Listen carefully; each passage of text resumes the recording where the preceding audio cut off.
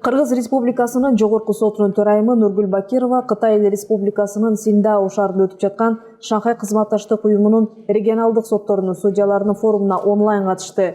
Ошондой эле форумдун ичине Чүй облусунун административдик сотунун төрайымы Айнур Ахметова, Бишкек шаарынын Свердлов райондук сотунун судьясы Галина Шин, Бишкек шаарынын Октябрь райондук сотунун судьясы Нурлан Эсенбаевдер катышты. Нургүл Бакирова форумда сүйлөгөн сөзүндө Борбордук Азия мамлекеттерин гана эмес, Шанхай кызматташтык уюмунун бардык өлкөлөрүн кызыктырган маселелер боюнча кеңири пикир алмашуу аянтчасы катары бүгүнкү форумдун уюштурулушун жогору баалоо зарыл экендигин белгиледи.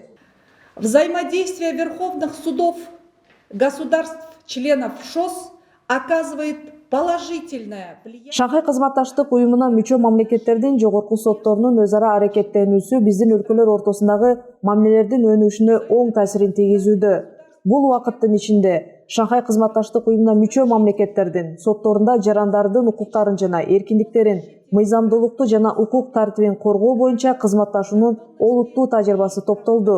Биздин мындан аркы өз ара аракеттерибиз албетте мамлекеттерибиздин сот системасын өркүндөтүү максатында ишенимдүү жана жакшы коңшулаштык мамилелерди чыңдоого өбөлгө болот деп ишендиргим келет. Соседских отношений в целях совершенствования судебных систем наших стран.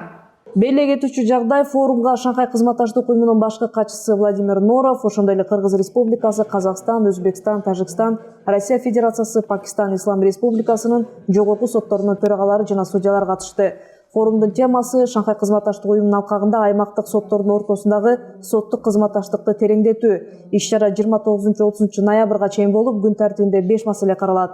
Алар чек арадагы сооданы жана инвестицияны соттук коргоо, негизги ыкма катары талаш-тартыштарды сотсуз чечүү менен диверсификацияланган механизми, Шанхай кызматташтык уюмунун өлкөлөрүндө арбитраждык жана соттук чечимдерди таануу жана аткаруу, үй бүлөлүк сот өндүрүшүн реформалоо жана өнүктүрүү, ошондой эле салттуу соттук териштирүүнү онлайнга айландыруунун чакырыктары жана мүмкүнчүлүктөрү.